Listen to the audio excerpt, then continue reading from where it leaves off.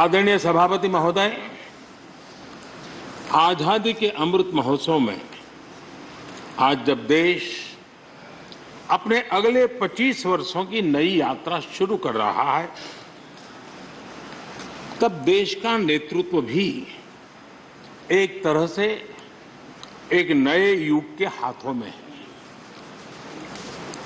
हम सब जानते हैं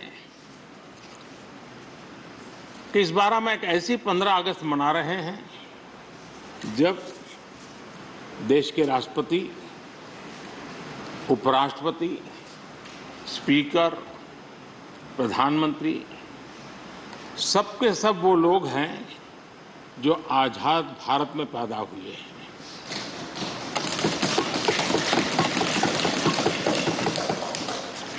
और सबके सब बहुत ही साधारण पृष्ठभूमि से आते हैं।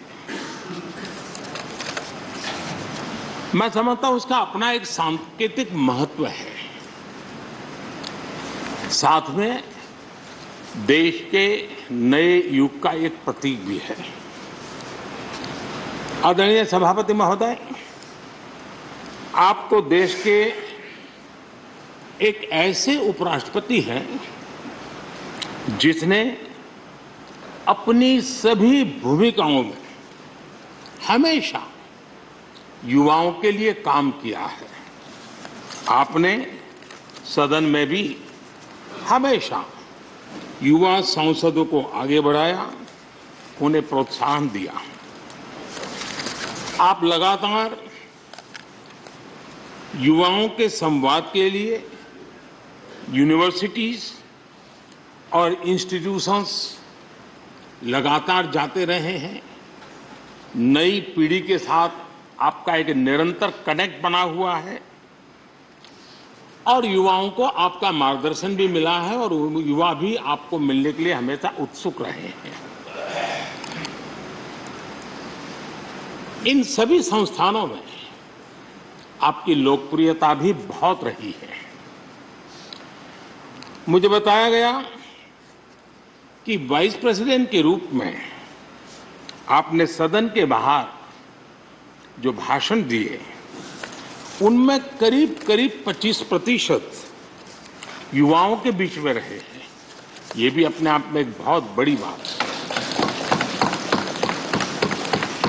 आदरणीय सभापति महोदय, व्यक्तिगत रूप से मेरा यह सौभाग्य रहा है कि मैंने बड़े निकट से आपको अलग अलग भूमिकाओं में देखा है। बहुत सारी आपकी भूमिका ऐसी भी रही जिसमें आपके साथ कंधे से कंधा मिलाकर कार्य करने का भी मुझे सौभाग्य मिला है।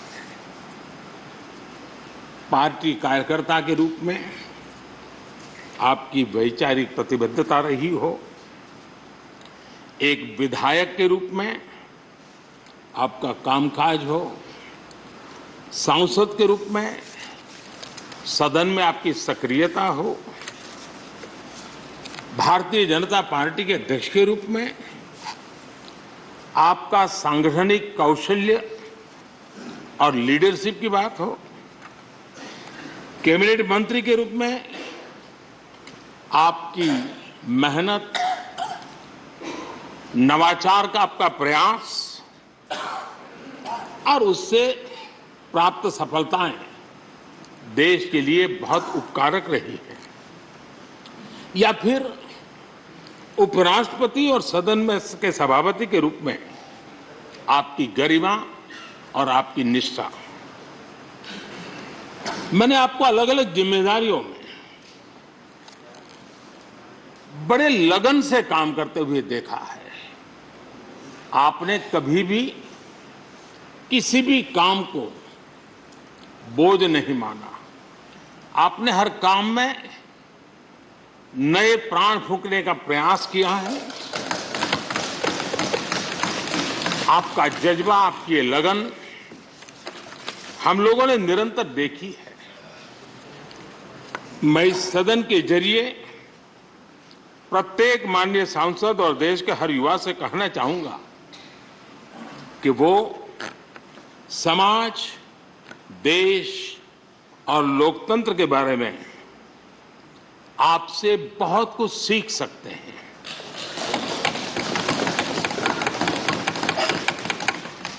Listening, learning, leading, connecting, communicating, changing और रिफ्लेक्टिंग,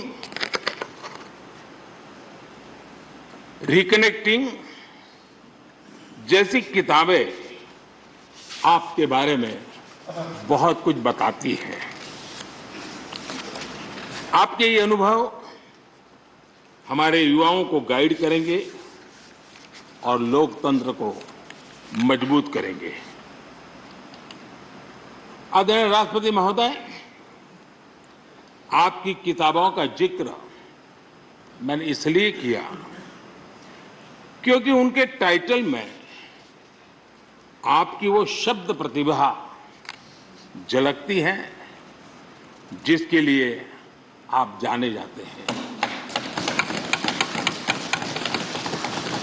आपके वन लाइनर्स, बीट लाइनर्स होते हैं और विन लाइनर्स भी होते हैं।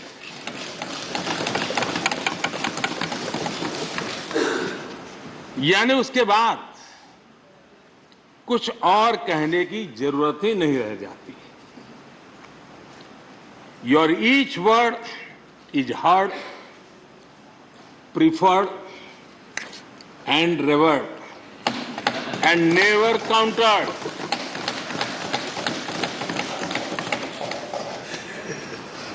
कैसे कोई अपनी भाषा की ताकत के रूप में और सहजता से इस सामर्थ्य के लिए जाना जाए और उस कौशल से स्थितियों को दिशा मोड़ने का सामर्थ्य रखे। सचमुच में आपके इस सामर्थ्य को मैं बधाई देता हूं। साथियों, हम जो भी कहते हैं वो महत्वपूर्ण तो होता ही है, लेकिन जिस तरीके से कहते हैं उसकी अहमियत ज्यादा होती है। किसी भी संवाद की सफलता का पैमाना यही है कि उसका गहरा इम्पैक्ट हो, लोग उसे याद रखें और जो भी कहें उसके बारे में लोग सोचने के लिए मजबूर हो। अभिव्यक्ति की इस कला में वेंकैया जी की दक्षता, उस बात से हम सदन में भी और सदन के बाहर देश के सभी लोग भली भांति परिचित हैं। आपकी अभिव्यक्ति का अंदाज जितना बेबाक है उतना ही बेजोड़ भी है। आपकी बातों में गहराई भी होती है, गंभीरता भी होती है। वाणी में बीट भी होता है और वेट भी होता है, वार्मथ भी होता है और विजडम भी होता है। संवाद का आपका तरीका ऐसे ही किसी बात के मर्म को छू जाता है और सुनने में मधुर भी लगता है। आदरणीय सभापति महोदय, आपने दक्षिण में छात्र राजनीति करते हुए अपना राजनीतिक सफर शुरू किया था। तब लोग कहते थे कि जिस विचारधारा से आप जुड़े थे उसका और उस पार्टी का निकट भविष्य में तो दक्षिण में कोई सामर्थ्य नजर नहीं आता है, लेकिन आप एक सामान्य विद्यार्थी कार्यकर्ता से यात्रा शुरू करके और दक्षिण भारत से आते हुए उस पार्टी के राष्ट्रीय अध्यक्ष के शीर्ष पद तक पहुंचे। ये आपकी एक अविरत विचार निष्ठा, कर्तव्य निष्ठा और कर्म के प्रति समर्पण भाव का प्रतीक है। अगर हमारे पास देश के लिए भावनाएं हो, बात कहने की कला हो, भाषाई विविधता में आस्था हो, तो भाषा क्षेत्र हमारे लिए कभी भी दीवार नहीं बनती हैं। ये आपने सिद्ध किया है। आदरणीय सभापति महोदय, आपकी कही एक बात बहुत लोगों को याद होगी, मुझे तो विशेष रूप से याद है। मैंने हमेशा सुना है आप मातृभाषा को लेकर के बहुत ही टची रहे हैं, बड़े आग्रही रहे हैं, लेकिन उस बात को कहने का आपका अंदाज भी बड़ा खूबसूरत है। जब आप कहते हैं कि मातृभाषा आंखों की रोशनी की तरह होती है, मातृभाषा आंखों की रोशनी की तरह होती है, और आप आगे कहते हैं और दूसरी भाषा चश्मे की तरह होती है। ऐसी भावना हृदय की गहराई से ही बाहर आती है।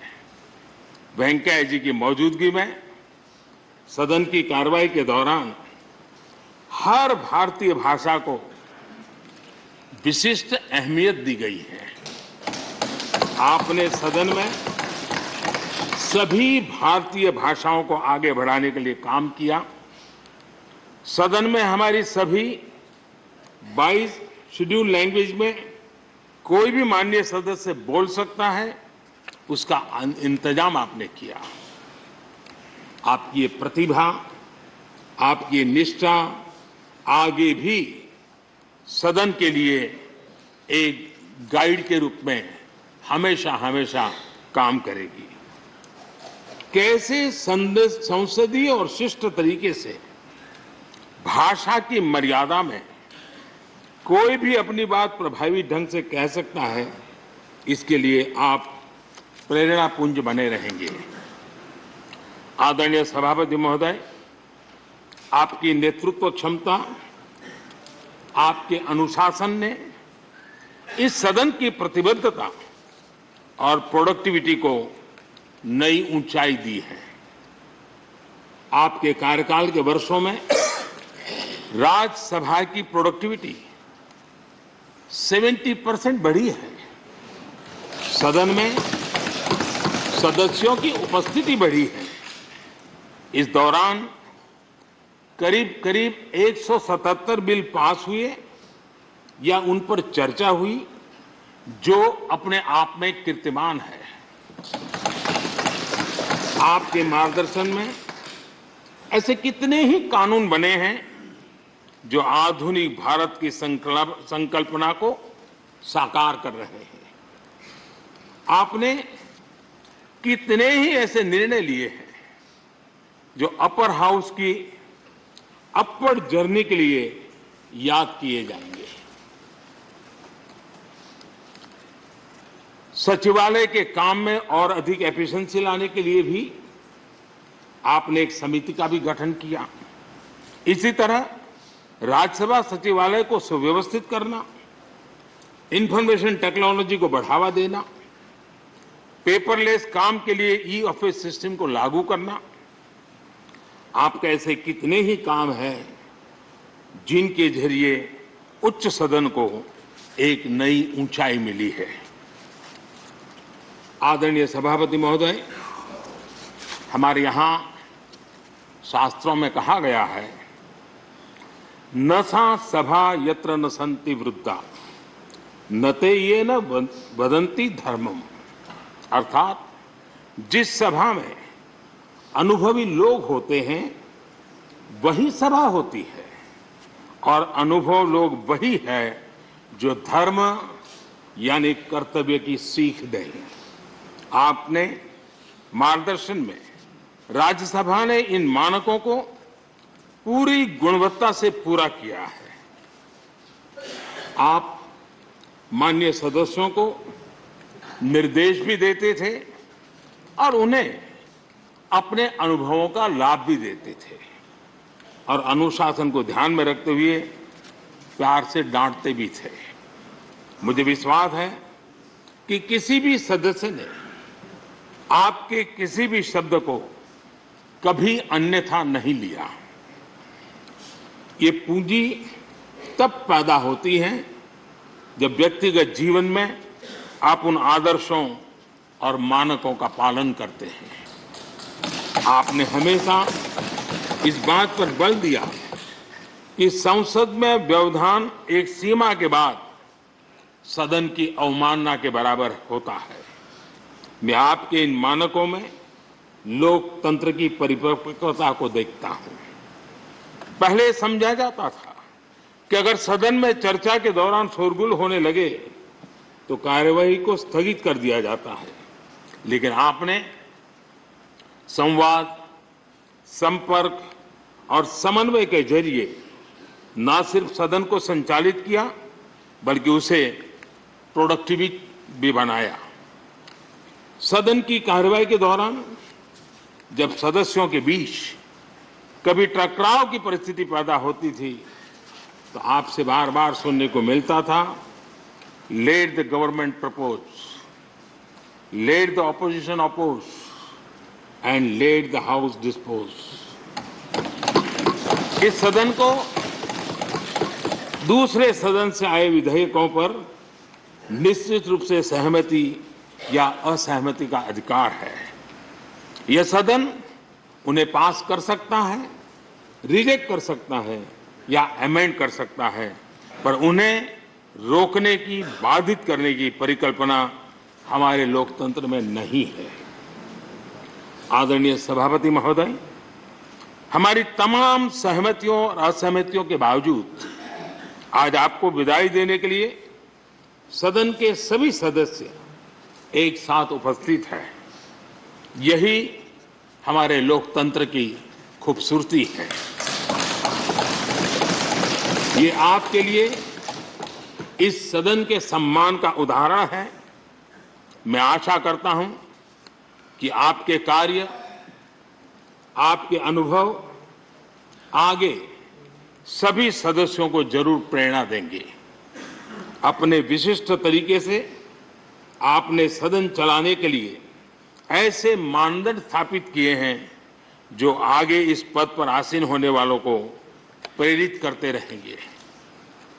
जो लेगेसी आपने स्थापित की है, राज्यसभा उसका अनुसरण करेगी, देश के प्रति अपनी जवाबदेही के अनुसार कार्य करेगी। इसी विश्वास के साथ आपको पूरे सदन की तरफ से, मेरी तरफ से अनेक अनेक शुभकामनाएं देता हूं और आपने देश के लिए जो कुछ भी किया है, इस सदन के लिए जो कुछ भी किया है, इसके लिए सबकी तरफ से ऋण स्वीकार करते हुए मैं आपका धन्यवाद करता हूं। बहुत बहुत शुभकामनाएं। धन्यवाद प्रधानमंत्री जी।